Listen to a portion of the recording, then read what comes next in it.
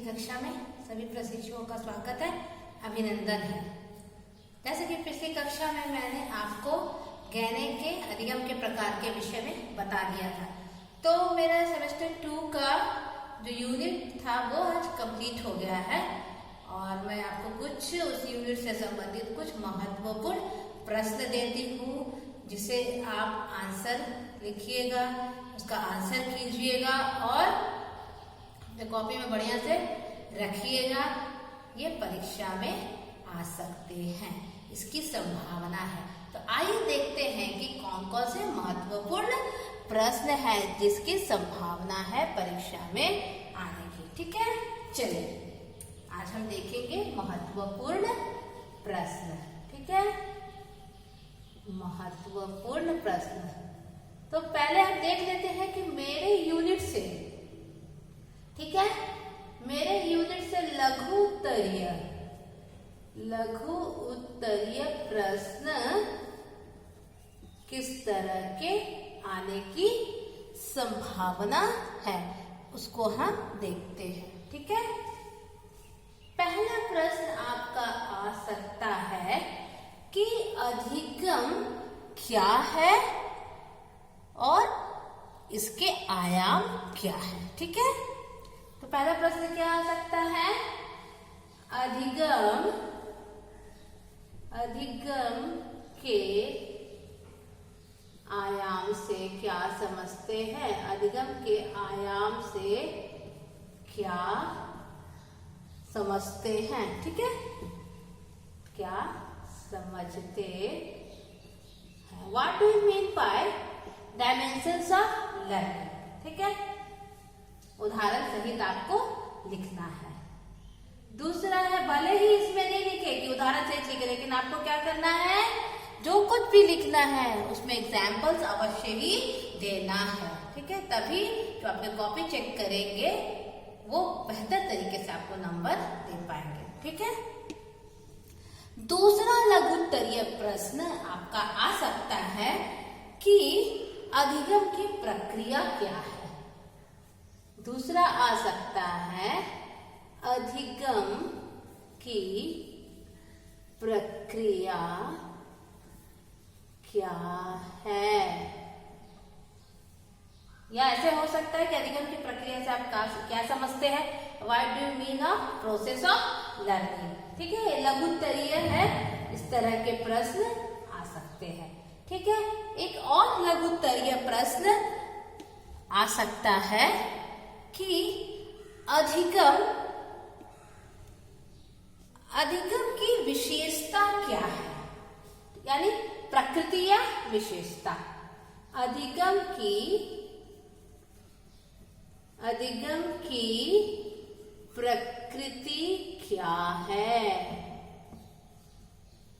ठीक है, अधिगम की प्रकृति क्या है, ये भी आपसे पूछा जा सकता है। What do you mean by nature of learning? हाँ, अर्थात अधिगम की विशेषता क्या है। ठीक है, चाहे प्रकृति पूछे चाहे विशेषता पूछे, दोनों का आंसर एक ही होगा। ठीक है, अब हम देखते हैं कि दीर्घोत्तरीय कैसे प्रश्न आ सकते हैं, लॉन्ग आंसर टाइप क्वेश्चन किस तरह के आ सकते हैं। ठीक है, इसको साफ कर देते हैं। हाँ, उसके बाद हम देखेंगे जो भी आंसर लिखना है आपको, उसमें आपको क्या करना है, इंट्रोडक्शन देना है। ठीक है, इंट्रोडक्शन देना है। उसके बाद क्या करना है, जो पूछा जा रहा है वो लिखना है। फिर उसके बाद कंक्लूजन लिखना है और जो भी इंपॉर्टेंट पॉइंट्स है सारे को क्या करना है, अंडरलाइन करना है। ठीक है, दीर्घोत्तरीय प्रश्न। अब दीर्घोत्तरीय प्रश्न कैसे आएंगे, पहला प्रश्न आपसे पूछेगा, बहुत इंपॉर्टेंट है, discuss about the basic conditions of learning. सीखने हेतु आवश्यक परिस्थितियों की चर्चा करें। ठीक है, ये बहुत ही इंपॉर्टेंट है, इसको आप बहुत अच्छा से कीजिएगा। सीखने हेतु या अधिगम हेतु कुछ भी लिख सकते हैं, सीखने हेतु आवश्यक परिस्थितियों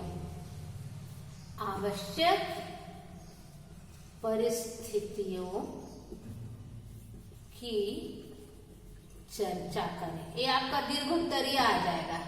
ठीक है।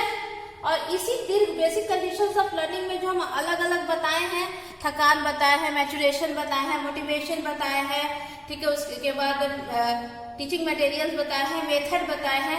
तो ये सारा का छोटा छोटा शॉर्ट आंसर लिखने के लिए भी आ सकता है। जैसे कि आपका इसी में से लॉन्ग में से आपका शॉर्ट किस तरह का दे देगा, जैसे कि दे देगा, मान लीजिए क्वेश्चन पूछा कि व्हाट इज लर्निंग स्टाइल, सीखने का जो तरीका है वो क्या होता है। जैसे कि ये पूछ सकता है कि व्हाट इज लर्निंग स्टाइल, ये पूछा भी है, इसीलिए आपको हम अच्छा से बताए थे। व्हाट इज लर्निंग स्टाइल, ये क्या आपको बेसिक कंडीशंस के अंतर्गत शॉर्ट रूप में पूछ सकता है। फिर पूछेगा कि what do you mean by motivation, what do you mean by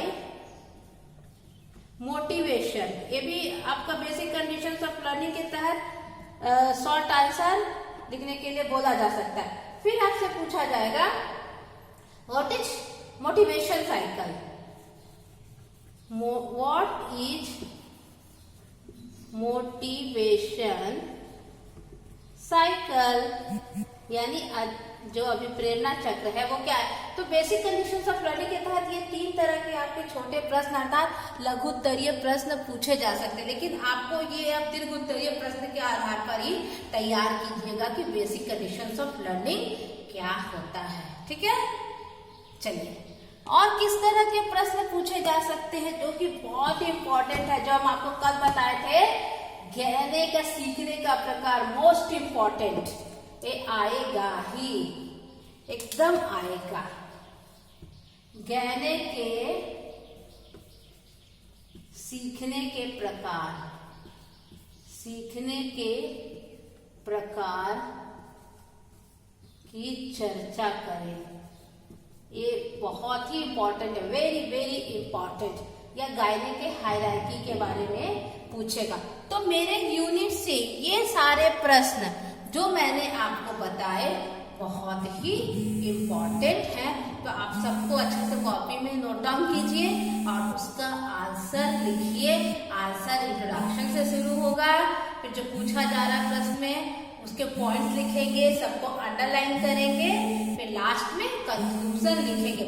जो कुछ भी लिखना है उदाहरण के साथ विद एग्जाम्पल, तभी आपका उत्तर परिपूर्ण होगा, ठीक है। तो आज की